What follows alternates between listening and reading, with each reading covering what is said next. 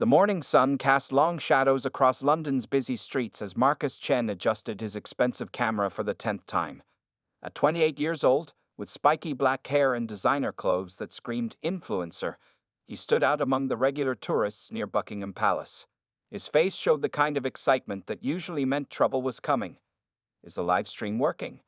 Marcus asked his cameraman, Jake, while checking his hair in his phone selfie camera. The early morning crowd was starting to grow around them, perfect for what he had planned. Just 6 years ago, Marcus had been a regular office worker in California, bored with his 9-to-5 job and dreaming of becoming famous. His first viral video had been a simple prank where he pretended to slip and fall in a grocery store. The video got 100,000 views, and Marcus felt the first taste of internet fame. After that, there was no going back. Now, with 5 million followers across different social media platforms and a whole team working for him, Marcus was always looking for the next big hit. His recent pranks had become more and more extreme. He had jumped into a zoo exhibit, interrupted a wedding ceremony, and even pretended to kidnap his own sister. Each video brought more views, more money, but also more pressure to do something even more shocking. "We're live in 5 minutes, Jake said, checking the equipment. "But boss, are you sure about this? The Royal Guards are actual soldiers, not just guys in funny hats." Marcus laughed and pulled out a small red bottle from his jacket pocket. The label showed a cartoon devil breathing fire, and the words, "Ghost Pepper Hot Sauce, Extra Death," were written in flame-like letters. He had bought it that morning from a specialty shop after reading about it online. The sauce was supposed to be one of the hottest in the world.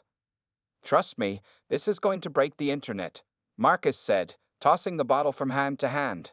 "People love seeing these guards react, and when this guy breaks character, we'll get millions of views."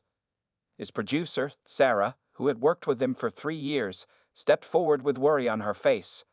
"Marcus, we should rethink this. The comments on your last few videos haven't been great. People are saying you're going too far." But Marcus wasn't listening. He never did when he got an idea in his head.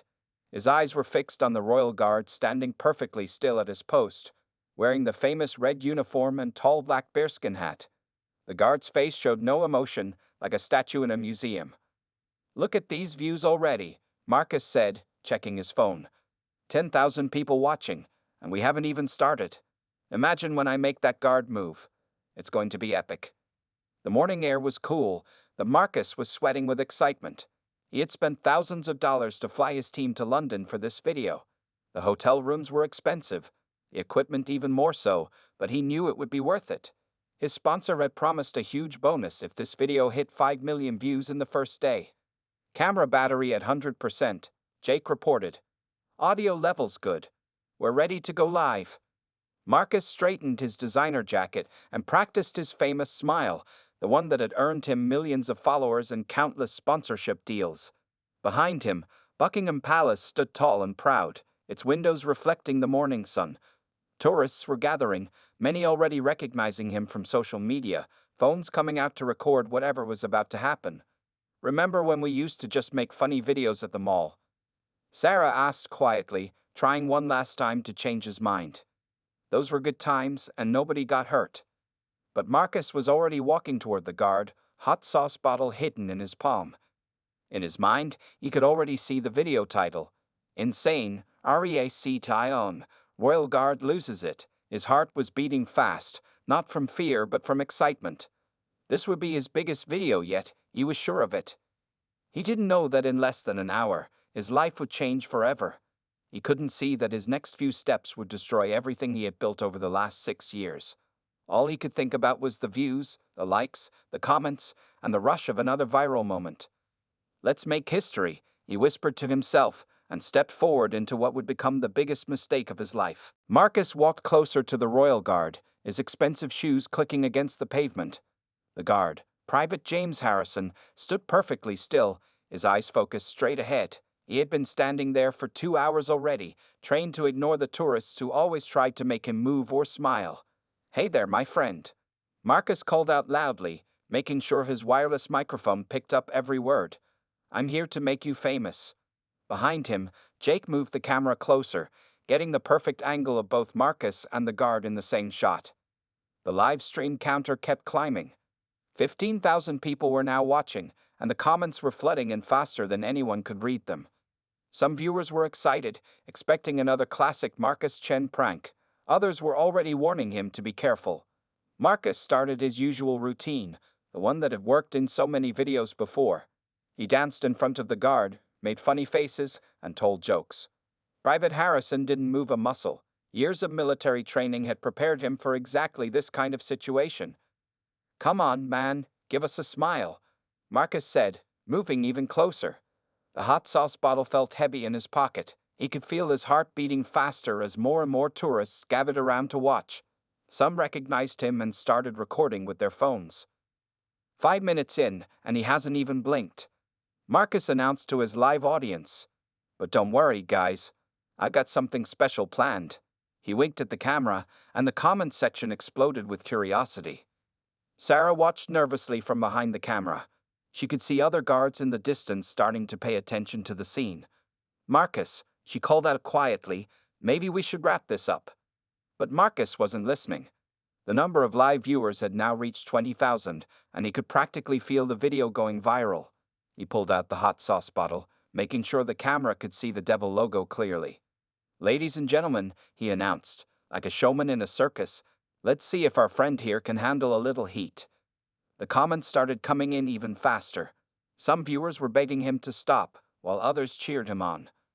Private Harrison saw the bottle from the corner of his eye. His training had taught him to be alert for any potential threats, but he maintained his position. In his mind, he was already assessing the situation, ready to react if necessary. Marcus unscrewed the cap, the spicy smell of ghost peppers immediately filling the air. "Last chance to smile for the camera," he said in a sing-song voice. The guard remained motionless, which only made Marcus more determined. Time seemed to slow down in that moment. Sarah called out, "Don't." From behind the camera, Jake zoomed in, knowing something big was about to happen. Tourists gasped as they realized what Marcus was planning to do. With a quick flick of his wrist, Marcus threw the hot sauce directly at the guard's face. The red liquid splashed across Private Harrison's eyes, nose, and mouth. For a split second, everything was quiet. Then chows erupted. Private Harrison's eyes immediately started burning. The ghost pepper sauce was like liquid fire on his skin. Despite his training, he couldn't help but bring his hands to his face, breaking his stance for the first time that day. Before Marcus could even celebrate his victory, 2 other royal guards appeared out of nowhere. They moved with military precision, trained for exactly this kind of security threat. At the same time, 3 police officers who had been watching nearby rushed forward. "Got you." Marcus laughed, still thinking this was just another prank video. "Finally made you mow." He didn't finish his sentence. One guard grabbed him from behind while another secured the hot sauce bottle as evidence. Marcus's expensive camera crashed to the ground as Jake was pushed back by the growing crowd. "Hey, wait!" Marcus shouted, his smile finally disappearing as handcuffs clicked around his wrists. "It's just a prank. It's for you too." But nobody was laughing. Private Harrison was being helped by medical staff who had rushed over from the palace grounds. The crowd that had gathered was taking videos, but not the kind Marcus had wanted. Instead of capturing a funny prank, they were recording his arrest. The live stream was still running, capturing every moment of Marcus's face changing from confident excitement to shocked realization. His viewers watched in real time as he was led away by the police, the consequences of his actions already beginning to unfold. In just 10 minutes, Marcus had crossed a line he couldn't uncross. His perfect plan for viral fame had worked, but not in the way he had imagined. As the police car door closed behind him, he still didn't understand just how much trouble he was in. But he was about to find out. The next 30 minutes passed in a blur of sirens, shouts, and chaos. Inside the medical station at Buckingham Palace, Private James Harrison sat on an examination table as doctors worked quickly to treat his burning face. His usually pristine red uniform was stained with spots of hot sauce, and his eyes were red and swollen. "Can you open your eyes, Private Harrison?" the doctor asked gently, holding special eye drops. The young guard tried, but the pain made him wince. The ghost pepper sauce had caused chemical burns to his eyes and the sensitive skin around them. His training had prepared him for many things, but not this. Meanwhile, in the back of a police car, Marcus's world was falling apart piece by piece. His phone wouldn't stop buzzing with notifications, but his hands were cuffed behind his back. Through the car window, he could see Jake and Sarah being questioned by police officers. His expensive camera equipment lay broken on the ground, surrounded by yellow police tape. "You don't understand," Marcus kept saying to the stone-faced police officer beside him. "I'm a famous influencer. This was just supposed to be funny content." But the officer wasn't impressed. Instead, he read Marcus his rights and explained that assaulting a member of the Queen's Guard was a serious criminal offense. Back at the palace, news of the incident spread quickly. Senior military officers arrived to check on Private Harrison, whose face was now being treated with special burn cream. The doctor's diagnosis wasn't good. Second-degree chemical burns around the eyes and possible corneal damage that would require further examination at the hospital. "Sir," Private Harrison said to his commanding officer, trying to apologize for breaking his stance. But the officer stopped him. "You have nothing to be sorry for, Harrison," the officer said firmly. "You maintained your composure far longer than anyone could expect under such an attack." Outside, the crowd had grown even larger. Hundreds of phones were pointed at the scene, recording everything.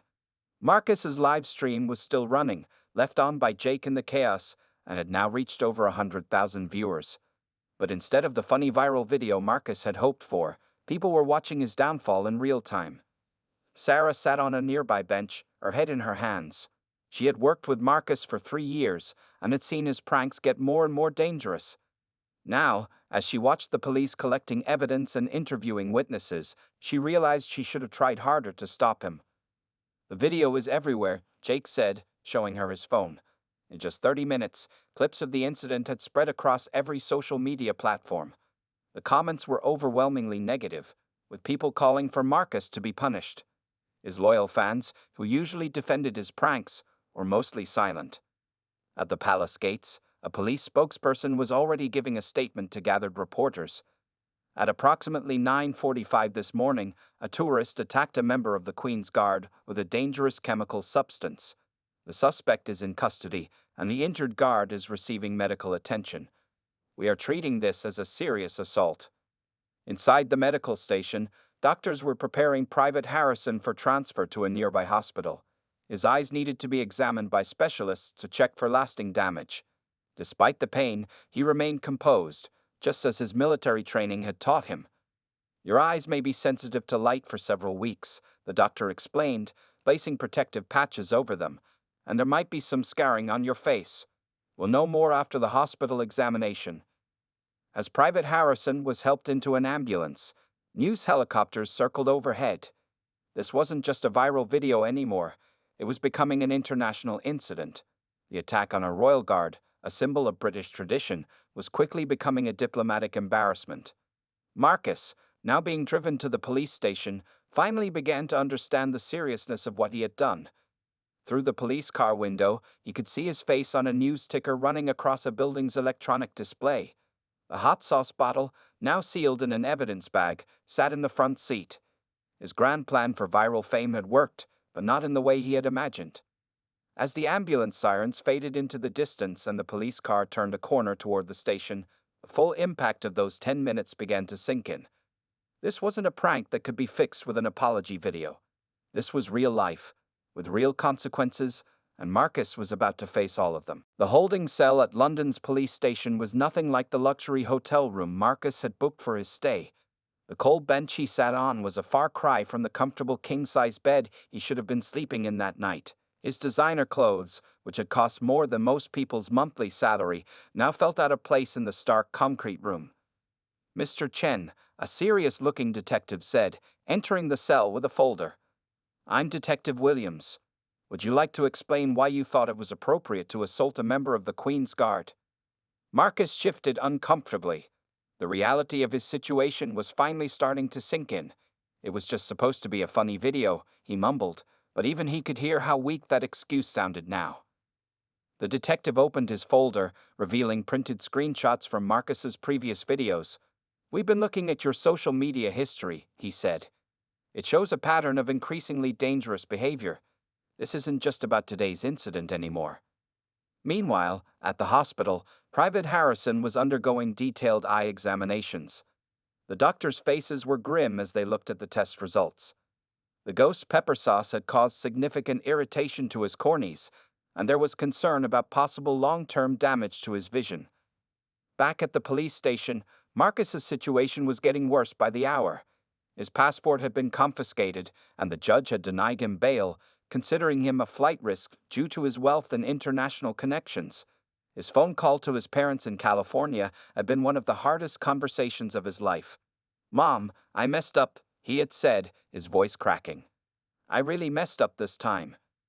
In the detective's office, Sarah and Jake were giving their statements. They showed the police the original footage from their cameras, including the planning that had happened before the incident. Each piece of evidence made Marcus's actions look more premeditated and malicious. "Did Mr. Chen plan this attack in advance?" Detective Williams asked Sarah. She looked down at her hands.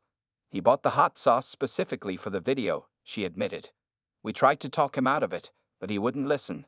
He kept saying it would be his biggest video yet." Outside the police station, reporters had gathered in numbers. The story had exploded across the internet, and now traditional media was picking it up too. The headlines were brutal. Social media star attacks Royal Guard for views. Influencer's prank goes too far, guard hospitalized. Celebrity YouTuber faces years in prison for palace attack.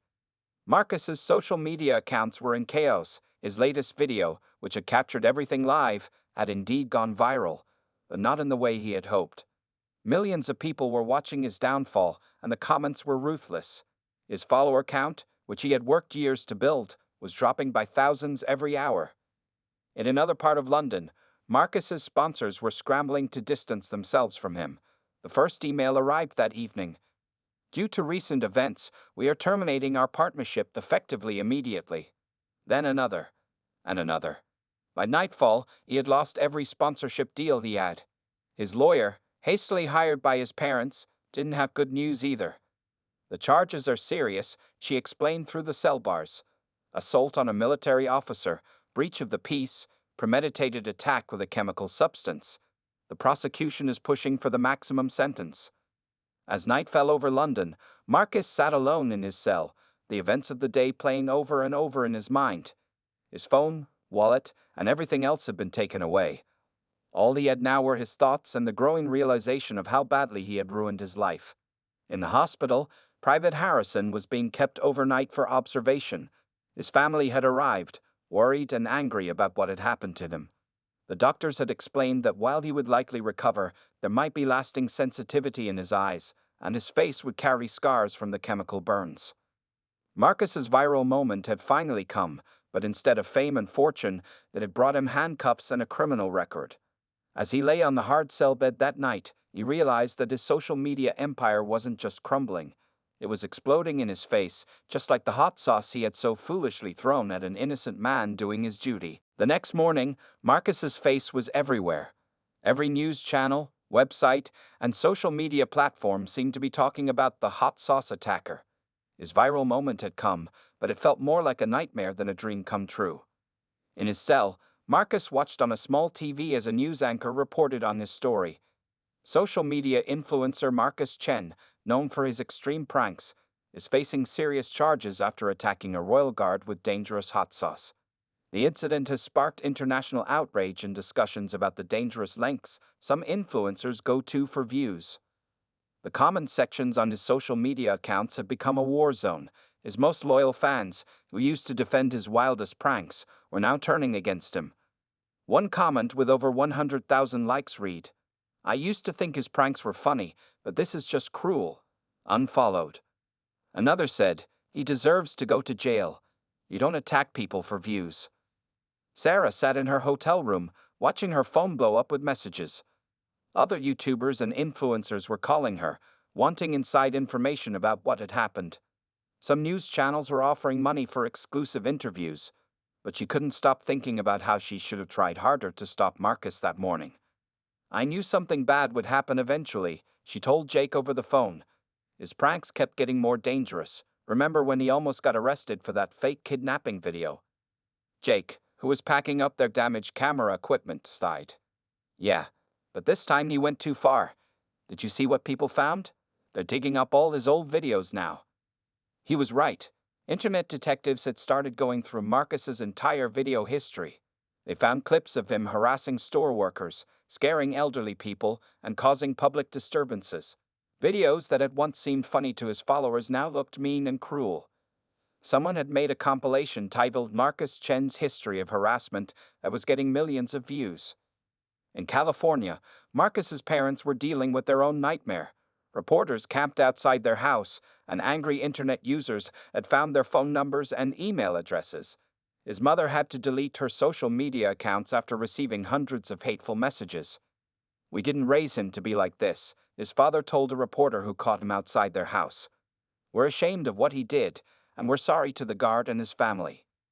Meanwhile, Private Harrison had been released from the hospital, but his story was far from over. Photos of his burned face had leaked online, making people even angrier at Marcus.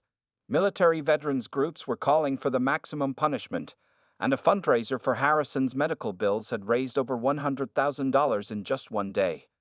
Marcus's business empire was crumbling faster than anyone could have predicted. His merchandise website was shut down after receiving thousands of complaints and refund demands.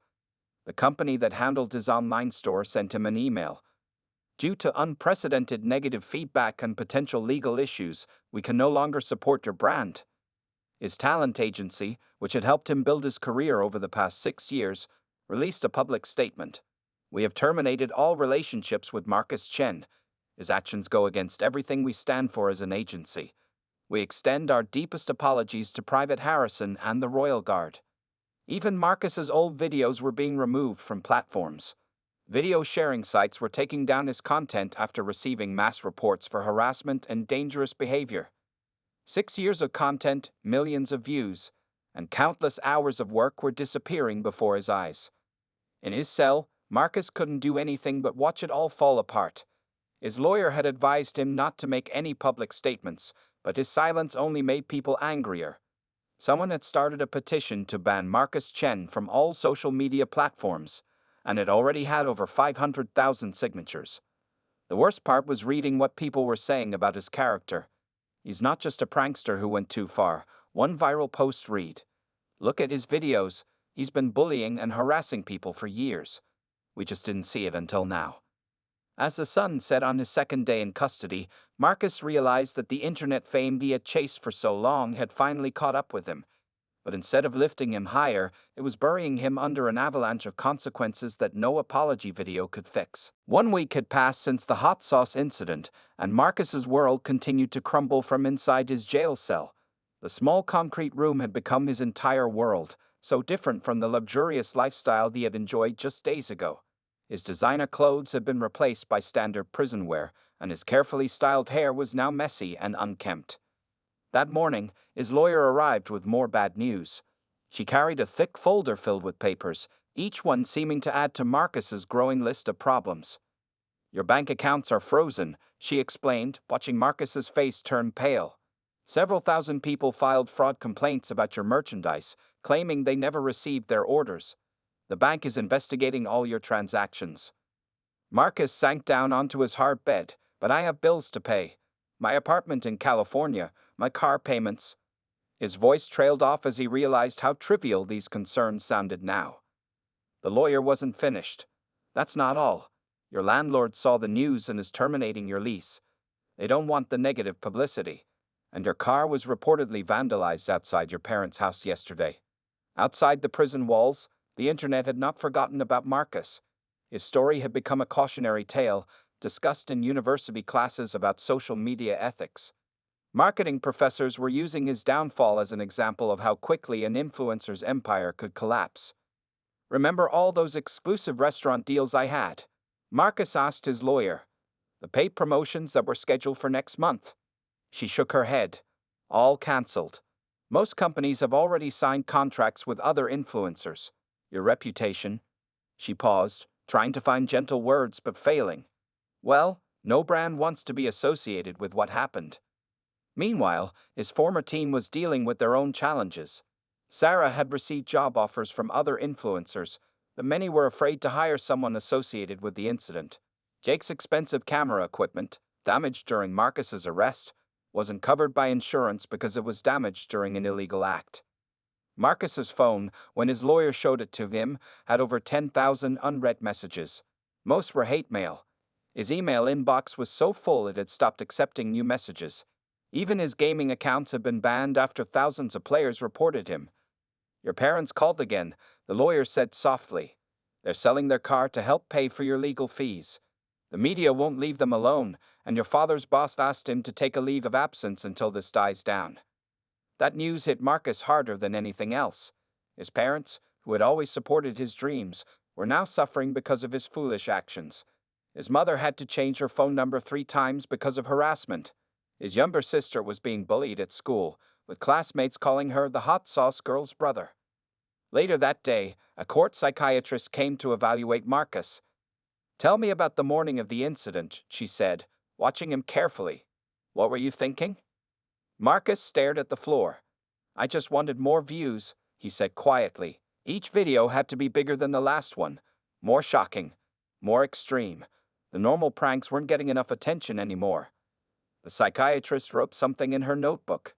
"And now, what do you think about attention and views now?" Before Marcus could answer, a guard appeared with more news. Someone had hacked Marcus's merchandise website and stolen his customers' credit card information.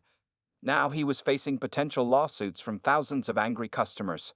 In his cell that night, Marcus looked at his reflection in the small metal mirror. His face, once carefully maintained for his daily vlogs, looked tired and defeated. The designer watch he always wore was gone, along with his rings and chains. All the symbols of his success had been stripped away. He thought about Private Harrison, the guard he had attacked. The last news report said he was recovering, but still having problems with his eyes. The guard's family had released a statement asking people to stop sending death threats to Marcus's parents, showing more kindness than Marcus deserved. As he lay on his bed, Marcus realized that his entire identity had been built around being an influencer. Now that it was gone, he didn't know who he was anymore. His millions of followers had disappeared, his content was deleted, and his future was uncertain. All because of 10 minutes that he couldn't take back. 3 months after the hot sauce incident, Marcus stood in the London courtroom wearing a borrowed suit that was slightly too big for him. He had lost weight during his time in jail, and his face had lost the confident smile he always wore in his videos. The courtroom was packed with reporters and spectators, all waiting to hear his sentence. "Marcus Chen," the judge began, her voice firm and clear, "you stand before this court having pleaded guilty to assault on military personnel, breach of the peace, and causing grievous bodily harm. Do you have anything to say before I pass sentence?" Marcus looked different now. The designer clothes, expensive jewelry, and carefully styled hair were gone. For the first time in years, he wasn't performing for a camera. His hands shook as he held a piece of paper with his prepared statement. "I'm sorry," he said, his voice trembling. "I spent years doing more and more extreme things for views, likes, and followers. I forgot that the people in my videos were real people with real lives." He turned to look at Private Harrison, who sat in the courtroom with his family. "What I did to you was cruel and stupid. No amount of views was worth hurting you." Private Harrison's face still showed faint scars from the chemical burns. His doctors had said he would always have sensitive eyes, and bright lights would bother him for the rest of his life. But he had returned to duty, earning respect from everyone for his professionalism during the attack. The judge listened to Marcus's apology, then spoke again. "Mr. Chen, your actions were not just a foolish prank. You deliberately planned to assault a serving member of our armed forces for internet fame. This court sentences you to 18 months in prison. Additionally, you will pay £50,000 in compensation to Private Harrison." As the sentence was announced, Marcus's parents cried quietly in the back of the courtroom. They had sold their second car and taken out a loan to help pay for his legal fees. His mother had aged years in just 3 months, worried sick about her son. Outside the courthouse, the media circus continued. News reporters talked about how this case had changed social media forever. "Influencer sentenced, a warning to social media pranksters," one headline read. Another said, "From viral fame to prison, the fall of Marcus Chen." The case had started important conversations about social media culture. Universities were using Marcus's story in their digital media classes. Social platforms had created new rules about prank videos, and many had banned content that could harm or humiliate others. Marcus's old content had completely disappeared from the internet. His millions of followers had moved on to other influencers. His fancy apartment in California had been rented to someone else, and his expensive cars had been sold to pay his debts. Everything he had built over 6 years was gone in 3 months. That evening, as guards led Marcus to begin his sentence, he passed by a TV in the prison corridor. It was showing a news story about a new law being proposed, nicknamed the Marcus Chen Act, which would create stricter punishments for people who hurt others while making social media content. In his prison cell that first night of his sentence, Marcus had time to think about everything he had lost. His phone, his followers, his fame, his money, all gone. But worse than losing these things was knowing he had hurt an innocent person and brought shame to his family, all for a video that nobody would ever want to watch again. Meanwhile, Private Harrison was healing, both physically and emotionally. The Queen had personally commended him for his conduct, and his story had inspired many young people to join the Royal Guard. The money from Marcus's fine would help pay for his ongoing medical care, though he had donated half of it to a charity that helped victims of social media harassment. As Marcus lay on his prison bed, he remembered something his father had told him during their last meeting. "Son, sometimes you have to lose everything to learn what really matters." Looking at the gray walls of his cell, Marcus finally understood what his father meant. His story became a powerful reminder that actions in the real world have real consequences, no matter how many followers you have. The 10 minutes of fame he had chased so desperately had cost him 18 months of freedom and lessons that would last a lifetime.